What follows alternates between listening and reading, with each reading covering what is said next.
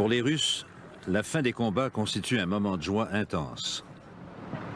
Ну что вам я могу сказать? В Берлине, в центре. Другой раз так забудешь, не вдумаешься глубоко, посмотришь. Напротив Рейхстаг, а здесь Бранденбургские ворота, которые Геббельс-то камнем, который заложил. Все равно прошли.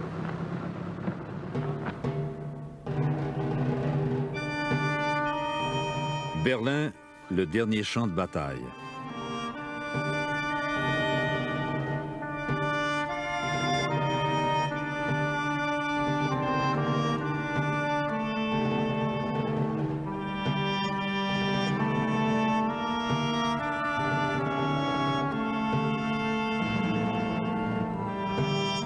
La capitale du Reich hitlérien est tombée aux mains de l'armée rouge. Les Berlinois, stupéfiés, attendent de voir ce que les conquérants leur réservent. Mais il n'y a aucun massacre organisé. On laisse les survivants vivre comme ils le peuvent.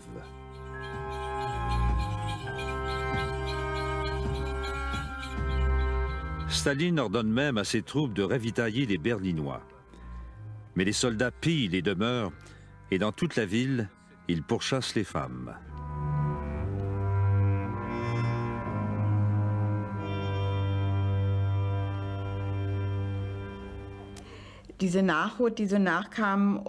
Les Russes passaient, de plus en plus nombreux. Ils regardaient par la fenêtre et soudain, l'un d'eux est entré. Je gardais un enfant. Il a pris l'enfant qui était sur mes genoux et il lui a donné un jouet et quelques cigarettes pour s'amuser. C'est la première fois que j'étais violée. J'étais terrifiée. Après, je ne pouvais plus parler. Mich gar nicht richtig äußern.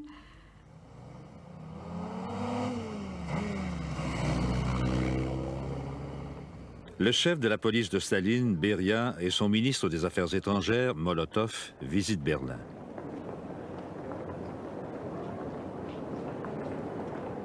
L'Allemagne est divisée en 4 zones d'occupation et chacun des alliés occupe un secteur de la capitale allemande.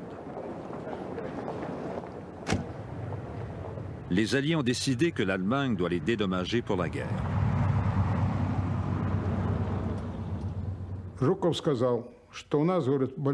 maréchal Zhukov a dit « Nous nous sommes battus longtemps et âprement. Nous avons pris Berlin. Nous avons le droit moral et légal d'exiger un maximum d'indemnisation. Nous ne savons pas ce que l'avenir nous réserve. »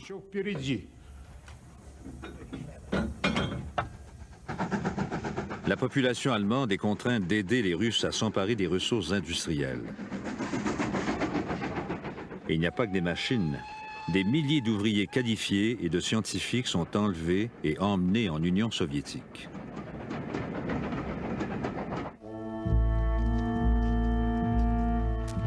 L'Europe centrale revient à l'âge des ténèbres. C'est un monde impitoyable, sans loi et sans abri. Un continent de nomades.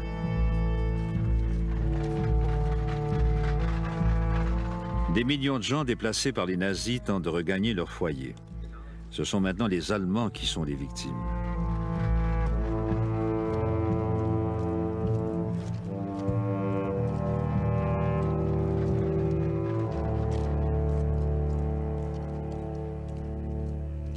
De la Méditerranée à la Baltique, les vainqueurs façonnent l'Europe à leur image. La Pologne, la route des envahisseurs vers la Russie, obsède Staline. La Pologne de l'Est est annexée par l'Union soviétique. En contrepartie, les Alliés déplacent tout le pays vers l'Ouest pour donner à la Pologne les territoires de l'Est de l'Allemagne. Les Allemands en sont expulsés.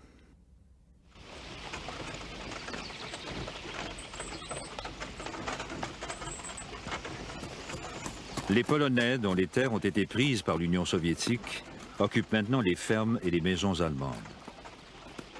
À l'automne de 1945, une jeune Polonaise de 19 ans et un homme plus âgé de la milice sont entrés dans notre maison.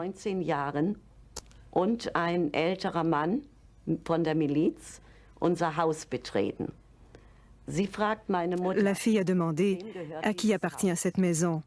Ma mère a répondu, « C'est notre maison ».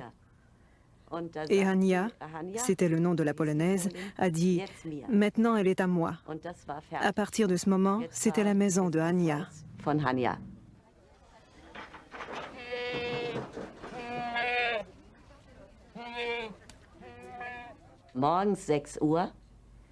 À 6 heures du matin, la milice est arrivée et on a frappé à la porte à coups de crosse de fusil. Dehors! Même si je n'étais qu'une enfant, j'ai su ce que ça voulait dire.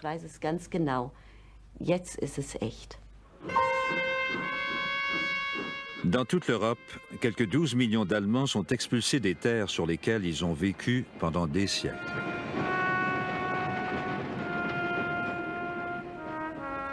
C'est ce qu'on appelle aujourd'hui l'épuration ethnique.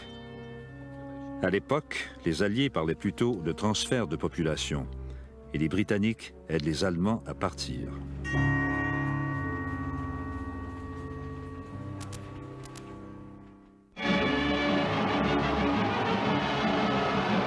Jour de victoire à Londres.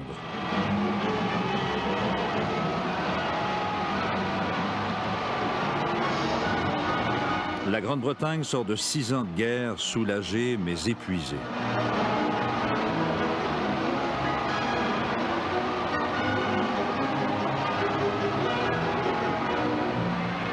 Pour l'instant, les gens applaudissent le roi et l'Empire comme si rien n'avait changé ou ne pouvait changer.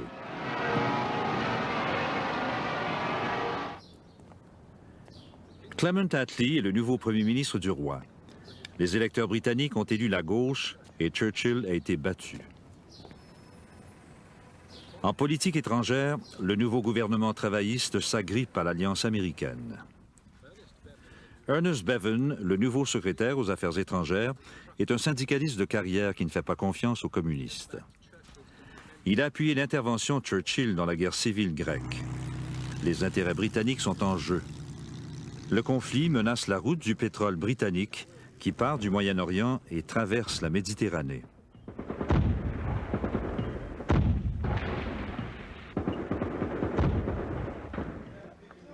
Le plus important mouvement de résistance, les communistes, prennent le pouvoir. Mais ils ignorent que Staline a confié à Churchill qu'il n'est pas du tout intéressé à une Grèce communiste. L'armée britannique débarque.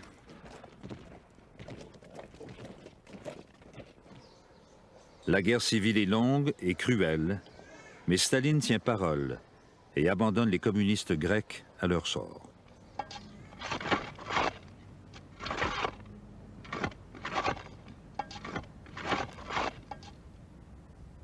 L'Union soviétique domine maintenant les pays limitrophes de sa frontière occidentale. Au début, Staline n'impose pas un système soviétique à son nouvel empire. Il instaure plutôt des gouvernements de coalition pro-soviétiques. Mais les communistes s'assurent de garder la main haute sur la police et la sécurité. La conférence de Yalta a donné à la Russie le contrôle de l'Europe centrale. Nous savions très bien comment les Russes interprétaient la démocratie et tout le reste, mais nous étions des alliés dans une guerre. Nous ne pouvions pas simplement dire à Staline « Nous allons vous donner notre interprétation de la démocratie occidentale. Entérinez-la et dites que c'est votre propre interprétation. » Ce n'était pas possible. On a commencé à recevoir des télégrammes des représentants américains dans les pays qu'on allait appeler plus tard les pays satellites, concernant le comportement des troupes soviétiques envers la population en Pologne, en Bulgarie, en Roumanie et en Yougoslavie, et ainsi de suite. Il y avait de l'orage dans l'air. On craignait que tel ou tel membre important du parti paysan de la Bulgarie soit enlevé. Ou qu'ils disparaissent tout simplement. Ou que d'autres personnages jugés inacceptables par les nouvelles démocraties populaires disparaissent.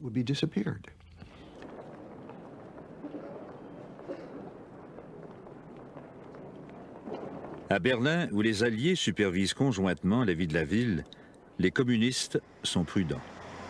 Le principe était de coopérer au début et petit à petit d'implanter le parti. d'en faire la meilleure organisation, la plus militante, la plus active, d'accroître graduellement son influence sur les autres partis pour en venir à contrôler toute la situation, mais de façon graduelle. Beaucoup d'Allemands ont très bien compris que le brun, la couleur des nazis, virait au rouge du jour au lendemain. Après tout, certaines méthodes étaient identiques, ou du moins très semblables, pour forcer les gens à faire des choses contre leur gré.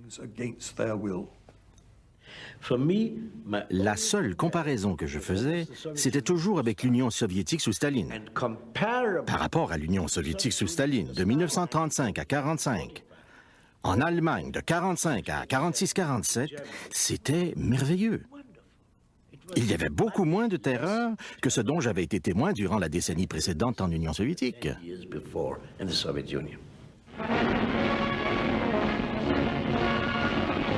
Le communisme soviétique a survécu à l'épreuve de la guerre.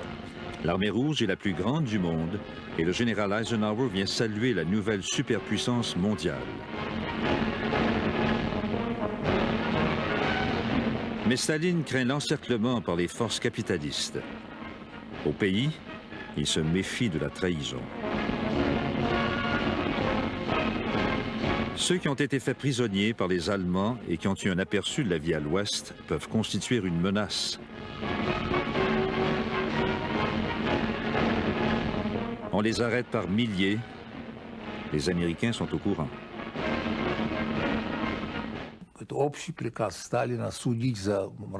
Certains étaient là à la suite du décret général de Staline. D'autres étaient des déserteurs et des voleurs.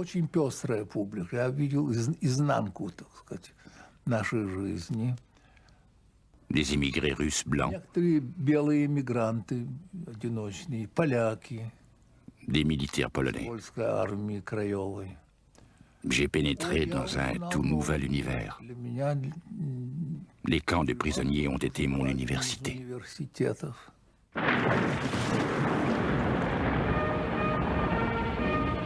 La Pologne. À Varsovie, ville dévastée, les Polonais commencent à déblayer les ruines. Ils ont combattu les Allemands sur chaque front, à l'Est comme à l'Ouest. Ils travaillent maintenant ensemble à la reconstruction de leur pays.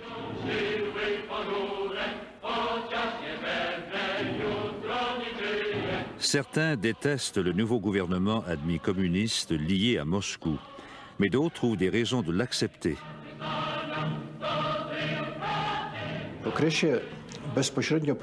Le plus important pour moi, c'était que ma mère et ma sœur reviennent de Sibérie et que nous puissions commencer à reconstruire le pays. Nous devions aussi renforcer nos frontières, qui étaient sérieusement menacées. Le fait de rester dans l'armée m'a donné cette chance.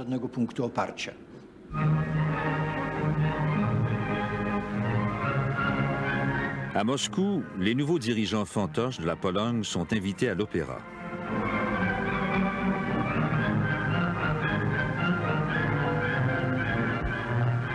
Les Polonais acceptent une alliance étroite avec l'Union soviétique.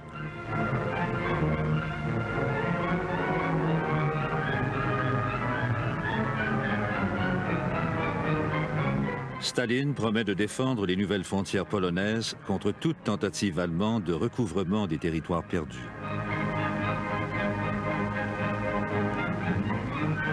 Staline est à l'apogée de son pouvoir. Ses collègues sont terrorisés en sa présence. Les diplomates russes, comme tous les autres dirigeants, membres du parti, vivaient dans la terreur du grand homme. Et avec raison, car s'ils lui donnaient un conseil mal avisé, il risquait de se retrouver dans un camp de concentration ou avec une balle derrière la tête. Ce n'était pas très facile de conseiller judicieusement Staline si le conseil était malvenu.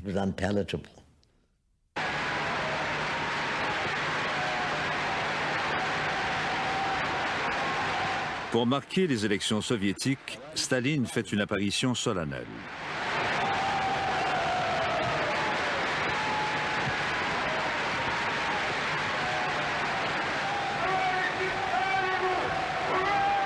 À son peuple exténué, il ne promet aucune récompense, mais toujours plus d'efforts, d'autres plans quinquennaux pour l'industrie lourde.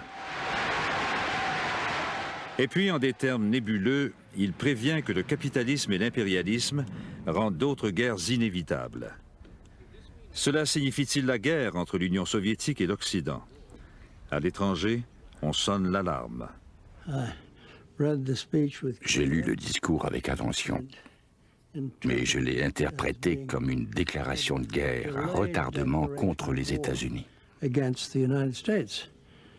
n'y a aucun doute sur ses intentions lorsqu'on lit le texte attentivement. Le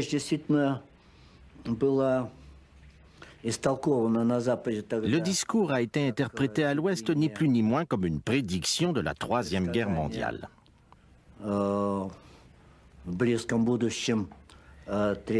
Cependant, je ne crois pas que c'était correct.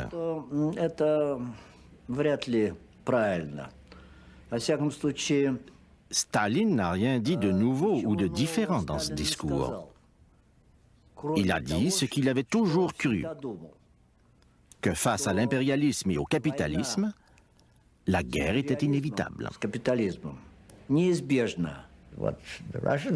Ce que les Russes pensaient, et je crois que Staline pensait de même, c'est que le communisme allait un jour prévaloir pour devenir l'idéologie dominante dans le monde et que, graduellement, tous les pays allaient devenir communistes. D'ici là, Staline n'allait pas déclarer des guerres qu'il risquait de perdre. Mais dès qu'on lui fournissait une occasion de mousser sa cause, il la saisissait toujours. Staline a assoupli sa dictature durant la guerre, mais la guerre finie, il la resserre de nouveau. La méfiance évidente de l'Union soviétique envers l'Ouest préoccupe Washington. On demande à un diplomate américain à Moscou, George Kennan, ce qui se passe à son avis. Quand ils m'ont finalement fait parvenir un télégramme exprimant leur étonnement et leur inquiétude que les Russes tardent à joindre la Banque internationale, je me suis dit... Bon sang, je ne peux pas répondre à ça simplement. Ils vont devoir me donner de l'espace. Je me suis assis et j'ai essayé de dresser un portrait de ce gouvernement qui émergeait de la guerre. L'une des forces de Kennan, c'est qu'il savait que la Russie dans laquelle nous vivions, la Russie soviétique de Staline, ou le communisme, comme les gens l'appelaient, puisait de bien des manières au passé russe.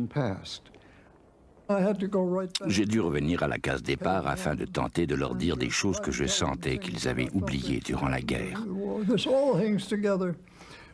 C'est-à-dire qu'ils avaient toujours affaire au même groupe de personnes qui avaient négocié avec Hitler, qui avaient essayé de négocier avec Hitler à nos dépens et qui n'avaient jamais changé d'opinion à notre sujet. Le télégramme que Kennan envoie de l'ambassade de Moscou est prémonitoire. Une prophétie de quelques 8000 mots qui prévient que l'Union soviétique a des visées expansionnistes dans le monde et qu'il faut la contenir. Le jour où ce télégramme a été rédigé, j'étais, malheureusement ou heureusement, de service ce soir-là dans le bureau des communications. Cela m'ennuyait quelque peu parce que j'avais un rendez-vous très formel ce soir-là. Il y avait un bal dans une autre ambassade et je voulais sortir le plus tôt possible. Vers 18h30 ou 19h, Georges s'est amené avec ce télégramme de 6 pages qu'il voulait envoyer. Je lui ai dit « Bien, envoyons-le demain ». J'ai tenté de le convaincre. Il a répondu « Washington le veut, il va l'avoir. Vous restez ici et vous l'envoyez ». Le télégramme de George Kennan sème l'émoi à Washington. Quelques jours plus tard, la pertinence de son message est renforcée lorsque Churchill arrive aux États-Unis à l'invitation du président Truman. Ils ont commencé par faire connaissance. Notre président a dit à M. Churchill, « Comme nous allons passer beaucoup de temps ensemble, j'aimerais que vous m'appeliez Harry. » M. Churchill a répondu, « Je serais heureux de le faire si vous m'appelez Winston. » M. Truman a répliqué, « Je ne crois pas pouvoir faire cela. » Il a ajouté, « Je vous considère comme le premier citoyen du monde et il m'est impossible de vous appeler Winston. » Ce à quoi Churchill a répondu, « Si vous ne pouvez pas m'appeler Winston, alors je ne peux pas vous appeler Harry. » Le président a conclu, dans ce cas, nous le ferons. Et ça a donc été Winston et Harry. Churchill doit prendre la parole devant un auditoire universitaire à Fulton, dans l'état d'origine de Truman. En privé, il informe Truman de ses propos. Le président n'est pas convaincu que les Américains sont prêts à une charge contre son allié soviétique de guerre et il laisse Churchill se mouiller seul. Mr. Churchill, he's one of the great men of the age. He's a great Englishman.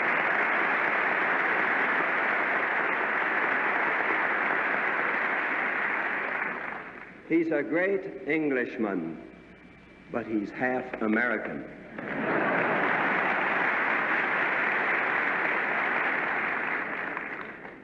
From Stettin in the Baltic to Trieste in the Adriatic, an iron curtain has descended across the continent.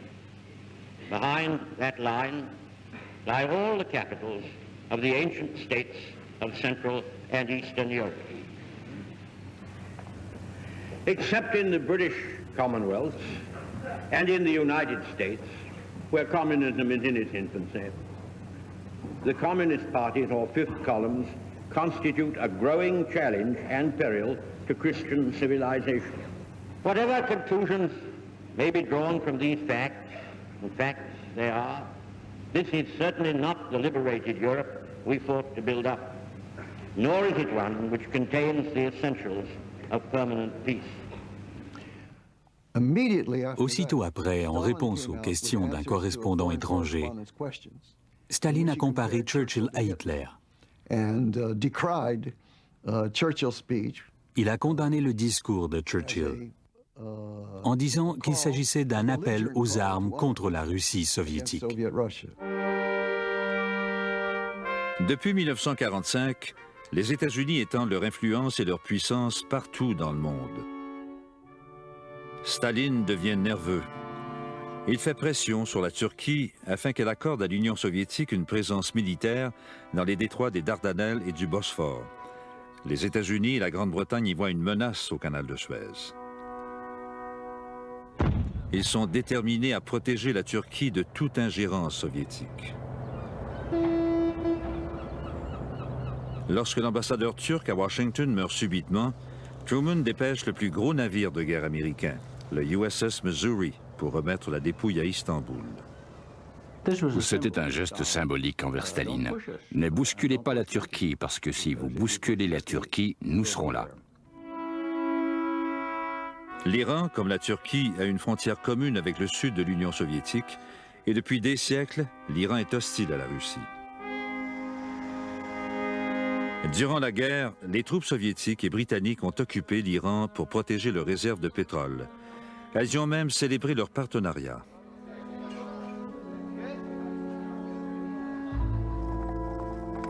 Soupçonné de sympathie avec les Allemands, le vieux Shah a été détrôné et remplacé par son fils, Mohammad Riza Pahlavi. La guerre terminée, les troupes, britanniques et soviétiques, devaient se retirer.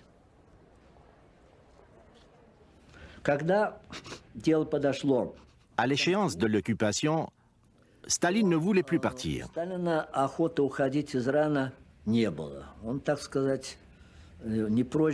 Il voulait rester. Cela a créé des problèmes. Nous avons subi bien des pressions de la part des Britanniques.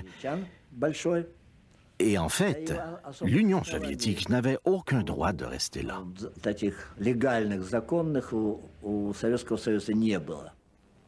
La situation en Iran devient la première crise à laquelle est confronté le Conseil de sécurité des Nations unies. That's Mr. Gromyko proposing to the Security Council that the hearing of the Persian case should be postponed. L'Union soviétique tente de bloquer les discussions. Elle échoue. Mr. Gromyko and the other Russians then walked out. Their dramatic exit seems to have caused no obvious reaction at the time, though we can imagine what most of those present were thinking. One good thing, however, emerges from this incident. The Security Council had stood its ground. 6 semaines plus tard, Staline retire en grande pompe ses troupes de l'Iran. Mais le président Truman, ébranlé par son comportement, soupçonne Staline de vouloir dominer le monde. Il a dit « Je veux documenter nos inquiétudes. Revoyez les accords récents et soulignez une à une les violations des Soviétiques. »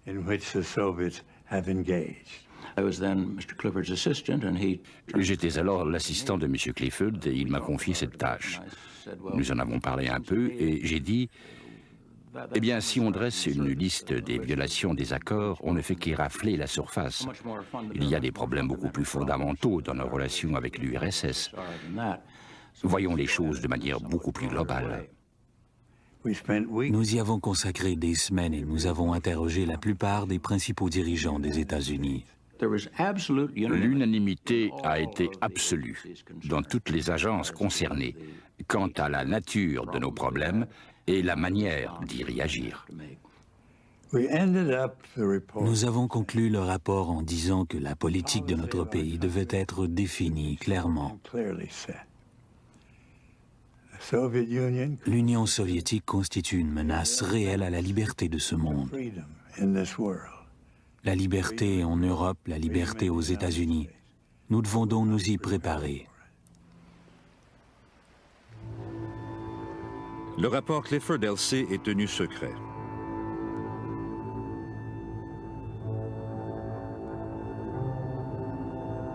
Le document conclut qu'une guerre contre l'URSS serait plus dévastatrice, plus horrible que tout ce qu'on a connu. Les États-Unis ont encore le monopole des armes atomiques. En juillet 1946, sur l'atoll de Bikini, dans le Pacifique, 2 bombes explosent. L'avertissement à Staline est clair. À partir de ce moment-là, les grandes puissances travaillent frénétiquement à mettre au point leurs propres armes atomiques et biologiques. À la conférence des ministres des Affaires étrangères à Paris, Molotov est résolu à maintenir l'Allemagne sous le contrôle conjoint des Alliés. Mais son vis-à-vis américain, le secrétaire d'État Burns, ne veut plus que l'Allemagne rembourse des dommages de guerre. Pour Molotov, Burns est trop préoccupé par l'opinion allemande. Il en est indigné.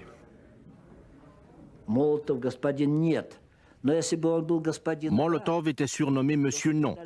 Mais s'il avait été un Monsieur Oui, Staline ne l'aurait pas gardé. Staline avait besoin d'un Monsieur Non, d'une personne capable de recueillir le maximum de renseignements sur la position de l'autre camp. Molotov poussait l'autre camp dans ses derniers retranchements. Quand il avait complètement épuisé ses méthodes, c'était au tour de Staline. Il revenait alors pour résoudre les problèmes avec un sourire amical. C'est à Paris que l'alliance de guerre commence à s'effriter. Les Américains et les Britanniques sont pressés de développer des économies stables dans leur zone en Allemagne sans ingérence soviétique. It is not in the interest of the German people or in the interest of world peace that Germany should become a pawn or a partner in a military struggle for power between the East and the West.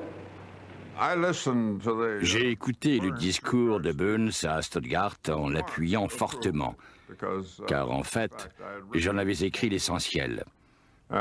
Et ceux d'entre nous qui y avaient travaillé, ainsi que Burns, n'avions pas de sentiments anti-soviétiques. The American people want to return the government of Germany to the people of Germany. The American people want to help the German people to win their way back to an honorable place among the free and peace-loving nations of the world. En 1945, les Alliés avaient approuvé l'annexion par la Pologne des provinces de l'Est de l'Allemagne jusqu'à l'Oder et la Neisse. Mais aujourd'hui, James Burns laisse entrevoir que ces nouvelles frontières sont injustes pour l'Allemagne et qu'on pourrait les changer. Cette déclaration nous a choqués. Elle nous a incités à penser que notre frontière occidentale était remise en question par les Allemands et par les autres pays de l'Ouest.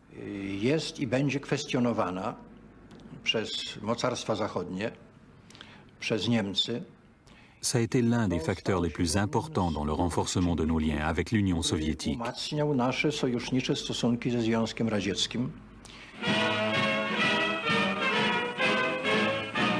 More pictures have arrived from Moscow. They show the everyday scene in the Soviet capital's famous Red Square. And what's in their shops? Well, here's a glimpse of the sort of things now on display. These new fashions, our cameraman tells us, are so expensive that they're quite beyond the means of ordinary people in Russia today. Le sort des citoyens ordinaires est bien pire que ce que l'on montre aux actualités. Les temps étaient très durs. J'avais un fils d'1 an et demi. Il avait coutume de prendre une assiette dans l'armoire pour me suivre en disant « Donne-moi, donne-moi ». Mais je n'avais rien à lui donner. Nous allions marcher pour acheter des aliments de cheval.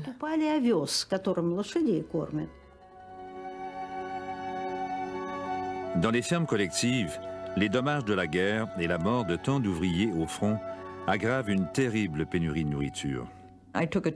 J'ai fait un voyage en Ukraine pendant la famine de 1947, dont personne n'avait entendu parler à l'extérieur. Les Soviétiques parlaient des grandes récoltes de céréales et de tout le reste. Nous sommes allés là-bas. Lorsque le train s'arrêtait, on pouvait voir des enfants au ventre ballonné qui mendiaient du pain. Même à Odessa, les gens étaient étendus dans les rues devant les hôpitaux où on ne pouvait pas les admettre et ils mouraient de faim. La malnutrition était généralisée.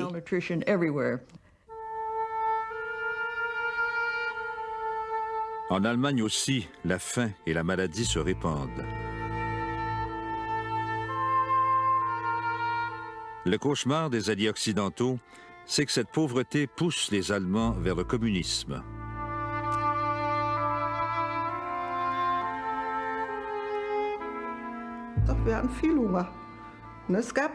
Il n'y avait jamais assez de nourriture.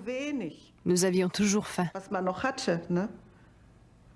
Dans ce temps-là, on partait à la recherche de nourriture. On allait voir des fermiers et on mendiait. On avait parfois quelque chose, d'autres fois, rien. Voici comment le général américain Lucius Lee commente la situation. Il n'y a pas de choix possible entre être un communiste à 1500 calories par jour et croire à la démocratie à 1000 par jour.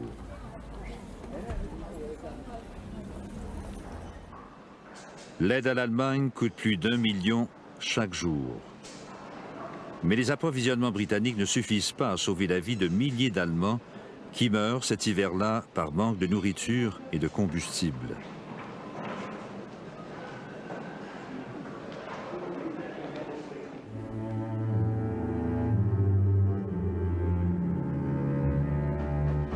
La Grande-Bretagne aussi s'affaiblit. L'hiver rigoureux de 46-47 paralyse l'industrie. L'économie du pays, sapée par 6 ans de guerre, a des ratés. On manque de charbon. La production d'électricité est irrégulière et on resserre encore plus le rationnement de nourriture. Les gens oublient, vous savez. Le pain n'a jamais été rationné durant la guerre. Il a été après la guerre. Et cela parce que nous exportions massivement du blé en Allemagne pour y prévenir la famine générale. Ça a été un très mauvais hiver à tout point de vue. Il faisait froid, les récoltes ont été mauvaises, les gens étaient malheureux et les communistes gagnaient du terrain ici. Ici et ailleurs, particulièrement en Italie et en France, mais aussi en Allemagne.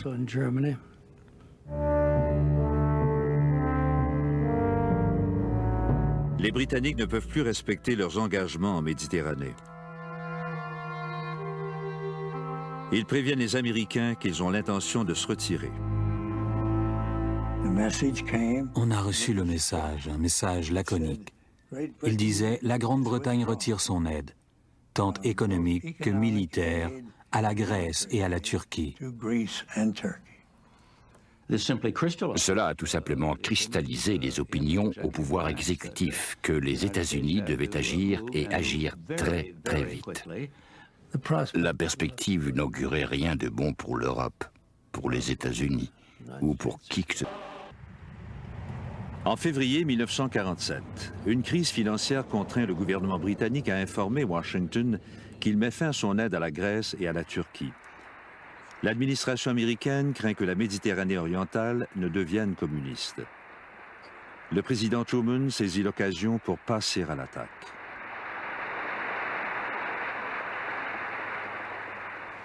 The free peoples of the world look to us for support in maintaining their freedoms.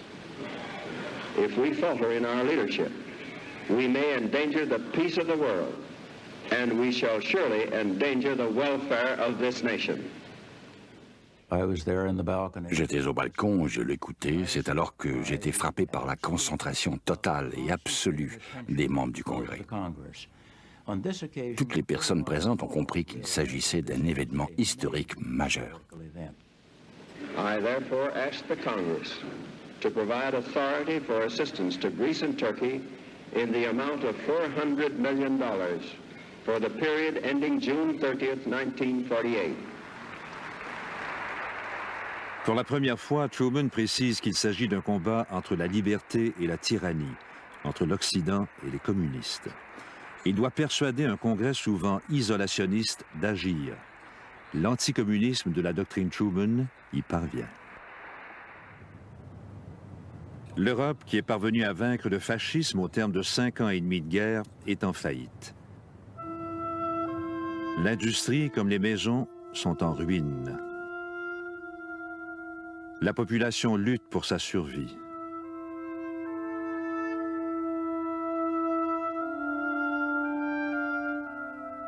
Le Parti communiste, qui a combattu le fascisme, attire de nouvelles recrues.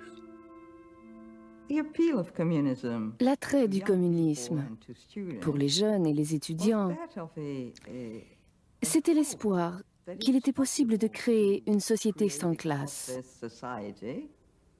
Beaucoup de gens croyaient que le communisme allait créer un monde meilleur, meilleur que celui qui existait avant la guerre. C'était le seul parti que l'on pouvait joindre si on voulait changer le monde.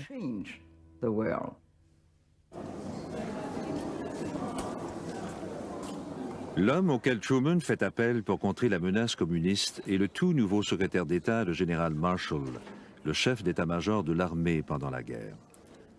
C'est lui qui va élaborer la réplique des États-Unis. Marshall était un homme extraordinaire. Je n'ai jamais connu quelqu'un comme lui. À bien des égards, il était très austère. C'était un homme inaccessible.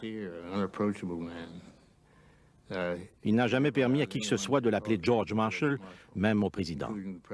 Quand le président lui a demandé s'il le pouvait, il a répondu « non, Général Marshall fera l'affaire ». Il incarnait le commandement et la force de caractère.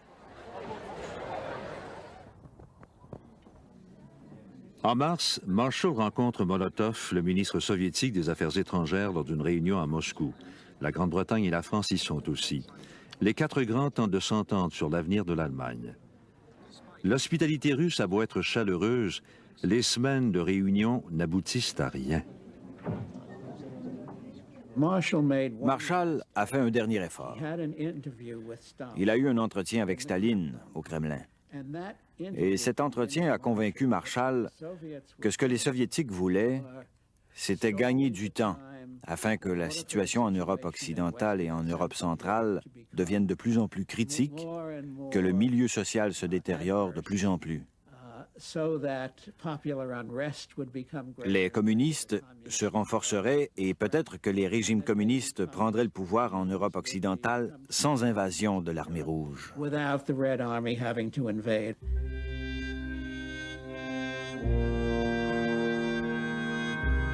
La question de l'Allemagne vaincue est au cœur des problèmes de l'Europe. Staline veut maintenir l'Allemagne à genoux. Sinon, il craint qu'elle ne se relève un jour et qu'elle menace à nouveau l'Union soviétique. Les Américains estiment que le rétablissement de l'Allemagne est la première condition au redressement complet de l'Europe. Le général Marshall est maintenant convaincu qu'il faut agir rapidement. À son retour de Moscou, Il commande au ministère des Affaires étrangères de commencer à élaborer un programme d'aide à l'Europe. Il faudra investir des milliards. Le Congrès va-t-il approuver cette dépense énorme? The whole situation is critical in the extreme. We happen to be, very fortunately for ourselves, the strongest nation in the world today, certainly economically. And I think La situation est à ce point urgente que Marshall devance son plan. will be requirements in this program. Il l'annonce lors d'une cérémonie à l'université Harvard. Aucune caméra n'est présente. Marshall propose à l'Europe une aide d'envergure, à grande échelle, et il invite les Européens à coopérer. Ernest Bevin, le secrétaire des Affaires étrangères britannique, réalise aussitôt l'importance du discours de Marshall. Il a toujours voulu impliquer les Américains dans la reconstruction de l'Europe. Quand Marshall a prononcé son grand discours à Harvard, Bevin a saisi l'occasion pour attirer du coup les Français. De cette alliance est né le programme de redressement européen et le redressement de l'Europe de l'Ouest. L'économie soviétique a désespérément besoin d'investissements elle aussi pour compenser les ravages de 4 ans de guerre en sol russe. En théorie, le plan Marshall est accessible aux pays de l'Est autant qu'à ceux de l'Ouest. Mais Staline va-t-il y participer? Staline était toujours méfiant et il n'a pas été très chaud dès le départ. Il a dit « Vous verrez, la situation est très différente du temps de la guerre, lorsque les Américains nous ont aidés avec le prêt-bail. Avec la doctrine Truman, ils ne veulent pas vraiment nous aider. Ils veulent juste éloigner les démocraties populaires de notre sphère d'influence, les gagner, les infiltrer et les éloigner de l'Union soviétique. »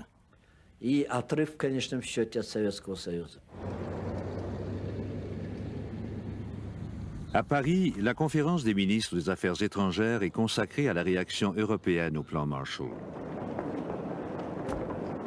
Malgré la mise en garde de Staline, Molotov et une importante délégation soviétique se présentent à la table de conférence. Molotov a écouté tous les rapports et les propositions, même s'il pensait que tout n'était pas si clair, que l'aide serait accordée à certaines conditions. Tout au long de la guerre froide, les deux camps s'espionnent allègrement. En ce moment critique à Londres, les espions transmettent documents sur documents à leurs supérieurs soviétiques. Par dizaines. Il y avait un tel va-et-vient diplomatique au Foreign Office. Nous avions accès à tout. Après 6 jours de discussion à Paris, les services de renseignement soviétiques donnent à Staline de nouvelles informations sur le plan Marshall. Notre service de renseignement savait tout. Il lisait tous les documents produits par les États-Unis, par le gouvernement des États-Unis, qui étaient envoyés dans presque tous les pays européens, y compris au gouvernement de l'Union soviétique. Mais il lisait aussi les autres documents qui n'étaient pas envoyés à l'Union soviétique. Cette information confirmait que les États-Unis ne voulaient pas vraiment que nous y participions. Ils ont fait semblant de nous consulter pour ne pas effrayer ceux qui collaboraient déjà avec eux. Staline a vite ordonné à Molotov de se retirer des négociations. En quittant la conférence de Paris, Molotov accuse l'Ouest de diviser l'Europe en 2 camps ennemis. On n'a jamais cru que les Soviétiques allaient adhérer au plan Marshall. Mais il était souhaitable de persuader le monde que nous étions vraiment altruistes. Il ne s'agissait pas d'une mesure anticommuniste, anti-soviétique, et si par miracle les soviétiques ou quelques-uns de leurs pays satellites s'étaient joints à nous, nous les aurions bien accueillis. Mais nous ne pensions pas que c'était réaliste. À Prague, les Tchécoslovaques discutent de leur adhésion au plan Marshall. Dans ce gouvernement élu démocratiquement, un ministre sur 3 est communiste. Les réactions étaient absolument positives. Même les ministres communistes du gouvernement tchécoslovaque ont accepté notre participation à la conférence de Paris pour préparer le plan Marshall. La décision du gouvernement tchécoslovaque a été absolument unanime.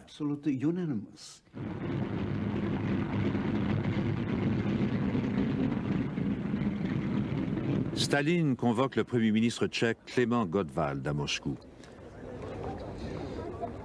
Gottwald est accompagné du ministre des Affaires étrangères Jan Masaryk.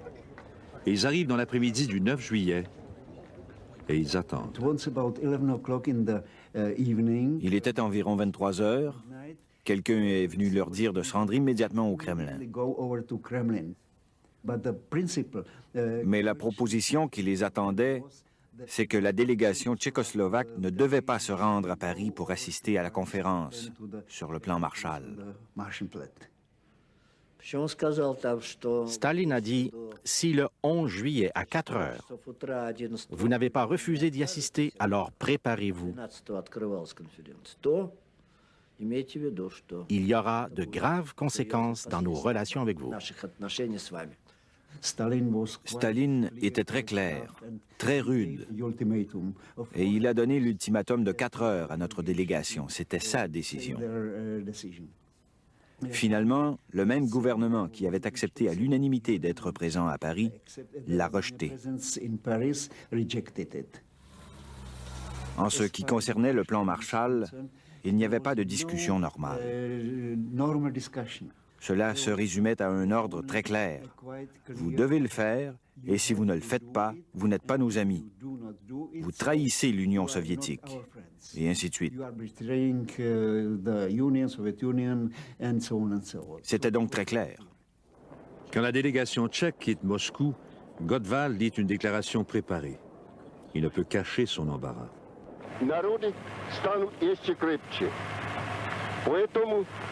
Да здравствует вечная дружба и союз Советского Союза и Чехословакии. Да здравствует героический советский народ и его великий вождь генералиссимус Сталин. Masaryk est brisé par cette expérience. À sa sortie de l'avion, il a dit très clairement « Je suis allé à Moscou en tant que ministre d'un État libre et je reviens l'esclave de Staline. » En septembre 1947, 16 pays européens signent le plan Marshall et demandent une aide de 20 milliards. L'Alliance occidentale commence à se forger. Les zones de conflit de la guerre froide se dessinent. La politique du plan Marshall était perçue en Union soviétique comme la volonté des Américains d'imposer leur influence sur les pays auxquels ils accordaient l'aide Marshall. L'Union soviétique ne pouvait accepter cela. Elle considérait qu'il s'agissait d'un acte d'agression de la part des Américains.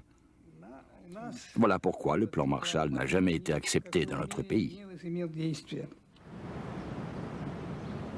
Staline ressuscite donc l'internationale communiste d'avant-guerre sous le nom de Cominform. Grâce au Cominform, Staline prévoit contrôler les pays du bloc de l'Est. Il ordonne aussi aux partis communistes des pays occidentaux de tout faire pour prendre le pouvoir. Dans la propagande américaine, le Cominform est représenté comme un complot sinistre et maléfique. Mais par le Comecon, qui est le marché commun des Soviétiques, la Russie vient en aide aux pays du bloc de l'Est. Elle envoie des céréales à la Tchécoslovaquie à la suite d'une mauvaise récolte.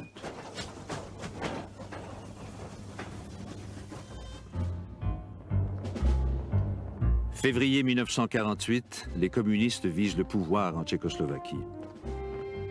Les milices ouvrières défilent dans les rues. Ceux qui ne sont pas communistes sont arrêtés. Les comités d'initiative prennent le contrôle de la police et des syndicats ouvriers. Le président Beneš capitule. Le drapeau rouge flotte au cœur de Prague. En 5 jours seulement, les communistes renversent le gouvernement de la Tchécoslovaquie.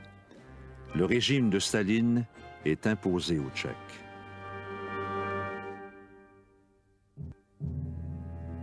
Deux semaines plus tard, Jan Masaryk fait une chute mortelle de la fenêtre de son appartement à Prague. S'est-il suicidé de désespoir ou l'a-t-on poussé? Le mystère persiste. Masaryk était le fils de Thomas Masaryk, le fondateur de l'État tchèque. Ses obsèques symbolisent la fin de la Tchécoslovaquie libre. La prise du pouvoir par les communistes à Prague traumatise Washington. Le plan Marshall fait encore l'objet de débats d'un congrès partiellement isolationniste. The Soviet Union and its agents have destroyed the independence and democratic character of a whole series of nations in Eastern and Central Europe.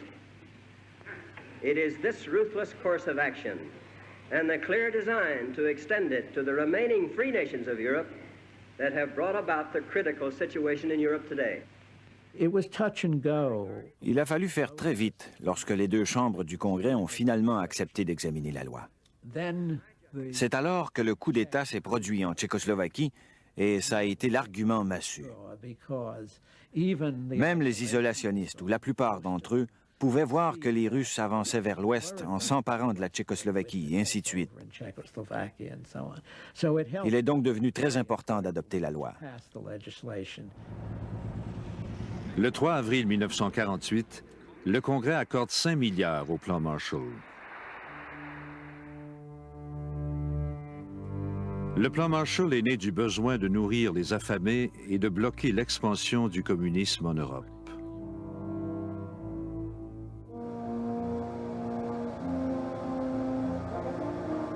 L'aide se compose à 20% de prêts et à 80% de subventions. De la nourriture et des engrais constituent les premiers envois. Suivent des machines pour accroître la production agricole. Au cours des 4 ans du plan, l'agence Marshall dépense 13,5 milliards de dollars dans 16 pays. L'achat par l'Europe de marchandises et de machines américaines réinjecte une bonne partie de l'argent du plan Marshall dans l'industrie des États-Unis, ce qui alimente la vague de prospérité d'après-guerre. La plupart des gens que je connaissais avaient le sentiment que la générosité des Américains était bien égoïste. Ils considéraient l'Europe comme un débouché pour leurs marchandises, comme un marché pour exporter leurs produits. Et on s'en apercevait par le genre de marchandises qu'ils voulaient qu'on achète avec l'argent qu'ils nous avaient prêté.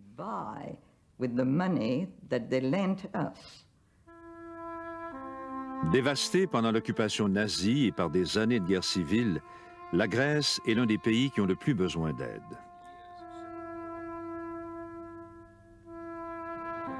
Dans le nord, les troupes gouvernementales pourchassent encore la guérilla communiste. La Grèce sortait de la guerre dans un état lamentable. 2000 villages avaient sans doute été rasés, brûlés en représailles par les nazis. Les conséquences de la guerre civile ont aggravé la dislocation effarante du tissu social.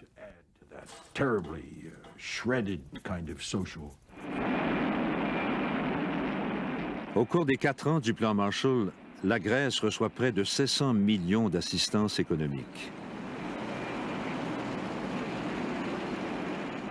De jeunes Américains sont nommés à des postes de lourde responsabilité.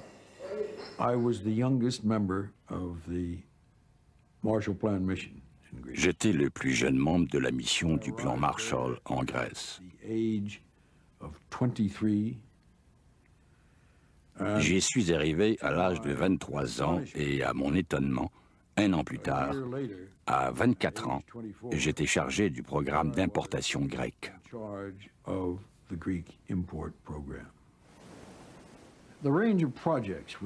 Les divers projets que nous avons menés couvraient tout le pays et tous les secteurs de l'économie. On peut dire que les États-Unis ont nourri, ravitaillé en combustible et habillé la Grèce.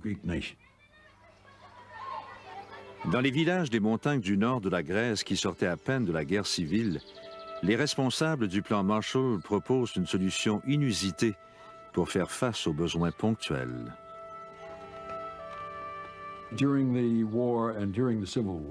Pendant la guerre mondiale et la guerre civile, les animaux de trait ont été parmi les principales victimes. Nous avons décidé d'importer l'animal auquel nous étions le plus habitués, soit la mule du Missouri. Et la mule du Missouri n'est pas seulement têtue, elle est grosse.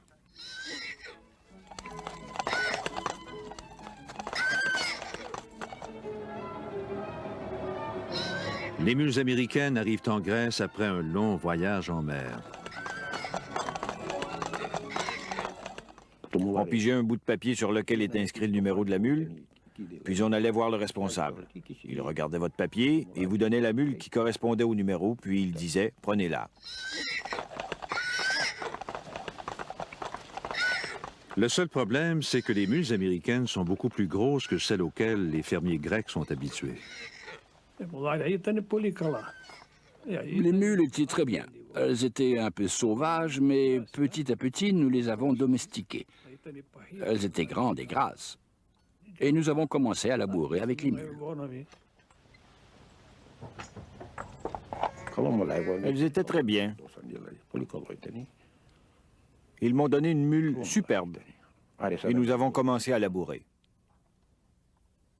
L'Europe industrielle est confrontée à d'autres problèmes. La France, 1947. Les ouvriers de l'usine Renault, près de Paris, se mettent en grève. Lorsque les ministres communistes les soutiennent, ils sont expulsés du gouvernement. Il s'ensuit plusieurs mois de turbulences. Les grèves s'étendent.